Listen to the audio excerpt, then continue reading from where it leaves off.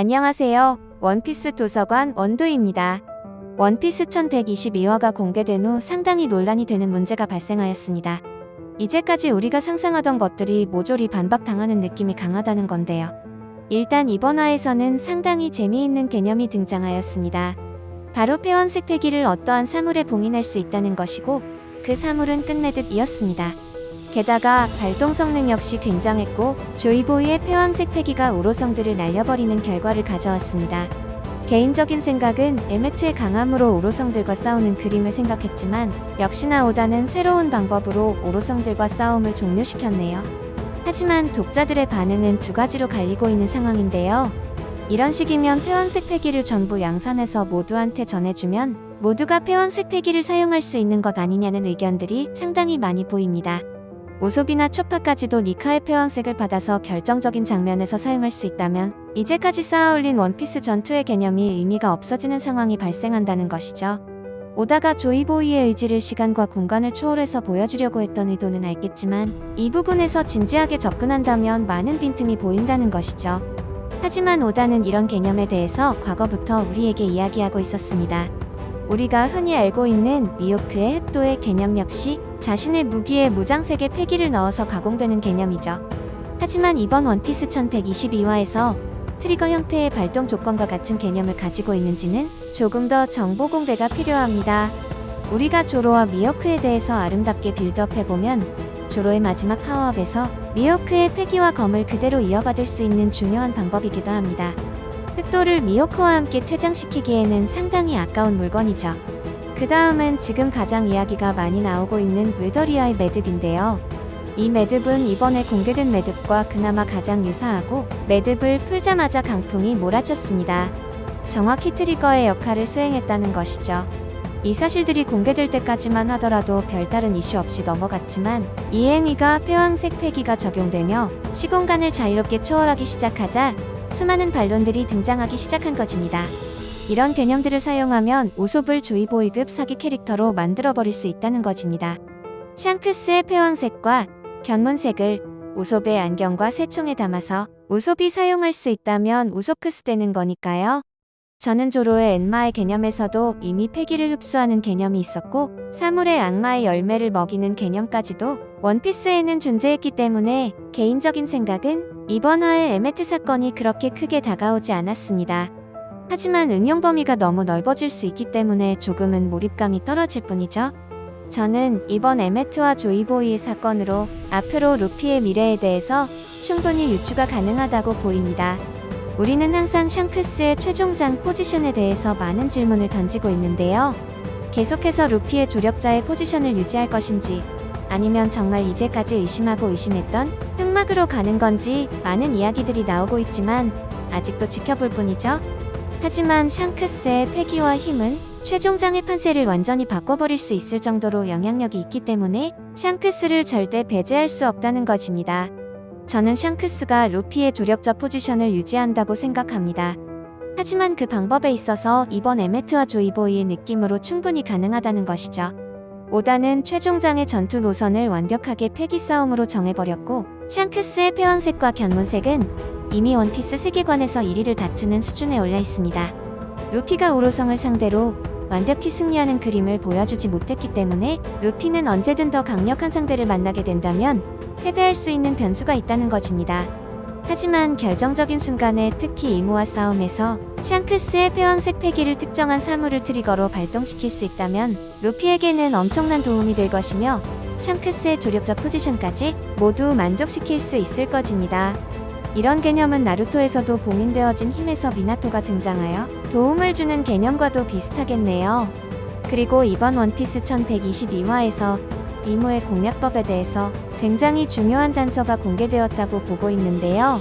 저는 이번 화에서 가장 충격적인 장면으로 이모의 반응을 뽑고 있습니다. 저는 이모 개인의 전투력이 어쩌면 우리가 상상했던 수준보다 훨씬 아래의 수준일지도 모른다는 생각을 하게 되었습니다. 그리고 오히려 조이보이의 강함이 우리의 상상을 초월하는 강함을 가졌을 것으로 생각이 되었다는 거죠. 일단 이모와 오로성은 조이보이의 폐왕색 폐기가 방출되는 순간 기겁을 하며 두 가지 행동을 보였습니다.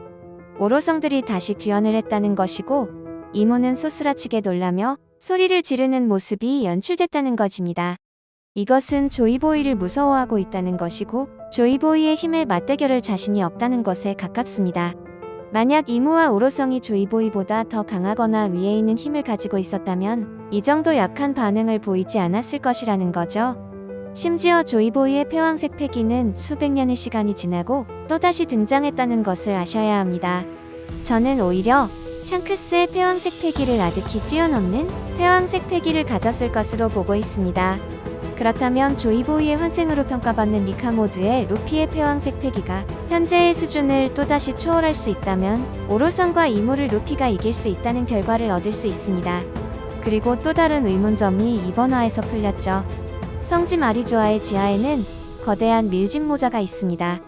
이 정체에 대해서 수많은 추측들이 있었는데요. 가장 많은 지지를 받았던 가설은 조이보이의 밀짚 모자일 것이다라는 것이었고, 그렇다면 조이보이의 머리 크기가 설명이 되어야 하는데 조이보이는 거인족이어야만 거대한 밀짚 모자가 설명이 되는 것이었죠. 하지만 이번 원피스 1122화에서 조이보이의 크기를 자세히 보시면 조이보이는 거인족과는 거리가 있는 굉장히 작은 크기를 보여줬습니다. 딱 봐도 거인족은 아니라는 거죠. 그렇다면 마리조아 지하에 존재하는 밀짚 모자는 조이보이의 소유가 아니었다는 것일까요? 조이보이의 것이라고 한다면 조이보이는 자신의 신체의 크기를 자유롭게 조절할 수 있다는 것일까요?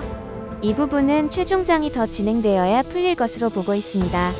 그리고 과거 카이도의 발언이 또다시 주목받고 있는데요. 패기는 모든 것을 능가한다라는 카이도의 발언이 당시에는 그저 전투에서 사용되는 기술 정도로만 생각했지만 현재는 폐왕색의 패기가 의미하는 것이 순수한 공격형 스킬의 범위를 넘어서는 의미를 가지고 있다는 것입니다. 오다는 폐왕색 패기의 설정을 이렇게 표현했습니다. 수백만 명 중 한 명만 소유한 선택받은 자의 패기, 다른 이에 의해 설 수 있는 왕의 자질이라고 표현했다는 것입니다. 이 부분을 자세히 풀어보면 수백만 명 중 한 명의 설정은 바로 조이보이와 루피 정도의 수준을 말하고 있다는 것입니다. 물론 지금이야 폐왕색 패기 사용자가 많지만 초기 설정은 조이보이와 루피 정도를 염두에 뒀을 가능성이 크다는 것입니다. 그리고 왕의 자질이라면 어쩌면 조이보이는 과거 이모와 왕을 놓고 싸웠을 가능성까지도 우리는 유추할 수 있다는 것입니다. 과연 오다는 조이보이에 대해서 어떤 그림을 그리고 있는 것일까요? 조이보이 자신이 공백의 100년의 역사에 많은 기록을 남기고 있으며 심지어 어인섬에 포네그리프를 보낼 만큼 기록에도 상당히 많은 관심이 있다는 것입니다. 물론 조이보이와 싸웠던 반대 진영의 입장에서 조이보이에게 부정적인 이미지를 부여하기 위해서 해적이라는 이미지를 부여했을 가능성도 배제할 수는 없습니다. 그리고 조이보이의 힘에 대해서 상당히 의심스러운 부분을 보여주는 대목이 있었죠. 원피스 1115화에서 조이보이와 그 세력은 세계 정부의 모태가 되는 20개국이 힘을 합쳐 연합군을 편성하여 맞서 싸워야 할 정도로 세력의 규모와 힘이 상당히 강력했으며, 하지만 조이보이와 그 세력은 최종적으로 20개국의 연합국에게 패배했다는 것입니다. 지니샤와 현재 움직이는 처리거인 이 둘도 조이보이의 세력인 것을 암시하는 베가펑크가 조이보이 세력이 패배했다는 부분을 발표할 때 한 컷에 동시에 비춰진다는 것이죠. 사실 초거대 코끼리 지니샤 하나만으로도 국가 하나가 혼자서 맞서기 어렵다는 것을 생각해보면 이들을 막으려면 최소한 상황이나 해군대장 수준의 강자가 나서야 한다는 계산이 나옵니다. 대전쟁의 여파로 해수면이 100년간 200m 상승했고 베가펑크의 말로는 100년 동안 계속 해수면 상승이 비정상적으로 올라온 것이 그 증거라고 하는데요. 여러분, 여기에서 정말 중요한 힌트가 나왔죠. 해수면이 상승하면서 이 모든 증거들이 바다 아래로 잠겼고 공백의 100년이 만들어진 것입니다. 100년간의 해수면의 상승은 누군가가 인위적으로 일으킨 것이라고 베가펑크는 말을 하고 있는데요. 베가펑크의 폭로에 따라 추론하자면 세계 정부는 공백의 100년 시기의 정보를 완전히 검열하면서도 공백의 100년 이전의 시기에 대한 진실 또한 제한한 것으로 보입니다. 작중 인물들도 독자들도 당연히 공백의 100년 시기에 집중적으로 기상천외한 일이 있어서 이를 숨겼을 뿐 공백의 100년 전후의 역사는 비교적 잘 알려져 있다고 생각했는데 이마저도 세계 정부가 제안하고 과거 세계가 수몰되었다는 사실을 숨겨왔던 것이죠. 다만 이렇게 되면 원피스 세계는 여러 섬으로 분단되어서 각 섬마다 발전 속도와 문화가 판이하게 다르다는 결론에 도달하게 되는데요. 이 부분은 오다의 세계관 설정이 조금은 이상해집니다. 물론 800년 동안 갈라졌고 여러 기술들이 로스트 테크놀로지화 되어버리면 차이가 생길 법하지만 리틀 가든처럼 공룡 시대부터 독자적인 생태계를 가진 섬은 설명하기 난해해진다는 것입니다. 물론 800년 전의 과거의 문명이 현재와 비교할 때 엄청난 수준인 걸 감안하고 추측을 하자면 혈통인자를 연구하던 시설이 위치했던 장소가 지금까지 그 생태계를 유지하며 남았을 가능성이 존재합니다. 세계정부를 건립한 20명의 왕이 고작 국제기구인 세계정부를 만들었다는 이유로 창조주라고 불리는 것이 황당하다는 의견들도 있는데요. 사실상 과거 세계를 멸망시키고 세계를 개편해서 현 시대의 창조주라고 불리는 것으로 보는 것이 더 적절하고, 그러다가 20명의 왕이 과거 세계를 수몰시킨 것은 검열되고 세계정부를 만들었다는 사실만 알려지게 된 것으로 보는 것이 더 정확하다는 것입니다. 에메트가 파괴되면서 과거부터 봉인되었던 조이보이의 힘을 우리가 느낄 수 있었고, 우리는 더 이상 조이보이의 정보를 얻을 수 없을까요? 저는 아직 지니샤가 남아있다고 보고 있으며 지니샤가 풀어줄 조이보이와의 인연과 사건에 대해서 주목하고 있습니다. 폐기에 관한 새로운 응용 정보가 공개가 되고 있기 때문에 저는 원피스의 근본이자 정체성이라고 보고 있는 악마의 열매에 대한 새로운 개념 역시 최종장에 추가로 밝혀지지 않을까에 대한 기대감을 가지고 있는데요. 여러분들께서는 어떻게 생각하시나요? 다음 영상은 원피스 1123화 최신화로 돌아오겠습니다. 재미있게 보셨거나 재미없게 보셨다면 구독, 좋아요 부탁드립니다. 사랑한다고요.